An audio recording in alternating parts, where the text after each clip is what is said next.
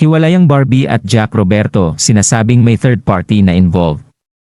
Alam naman ng netizens na super trending ang nangyaring hiwalayan nina Barbie Forteza at Jack Roberto. Sa halos 7 years na pagsasama ng dalawa, ay marami na silang pinagdaanang mga pagsubok na kanilang nalagpasan. Naiyak naman si Barbie Forteza sa isang video kung saan inamin nitong masakit ang nangyari dahil maraming alaala na iiwan ang dalawa.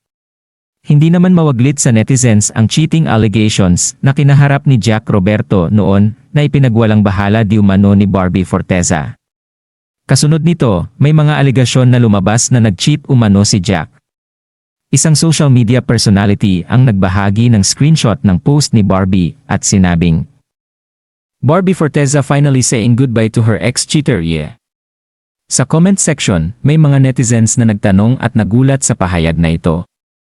May mga netizens din na nagbalik tanaw sa isang insidente noong 2023 kung saan ang Viva Max actress na si Ava Mendez ay nagsabing naging touchy at agresibo si Jack Roberto nang siya'y malasing sa isang party.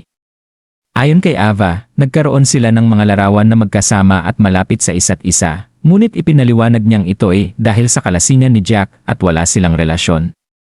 Ngunit hindi naging maganda ang epekto nito sa aktor dahil na rin mayroon na siyang girlfriend noon na si Barbie Forteza.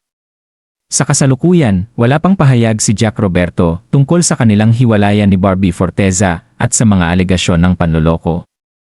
Ang mga impormasyong ito ay batay sa mga ulat at tsismis at wala pang opisyal na kumpirmasyon mula sa mga sangkot na partido.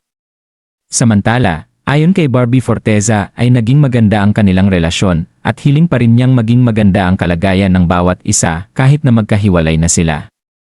Deserve daw nilang mahalin ang ibang tao sa hinaharap at magkaroon pa ng maraming blessings at projects. Anong masasabi niyo sa balitang ito? Comment down below.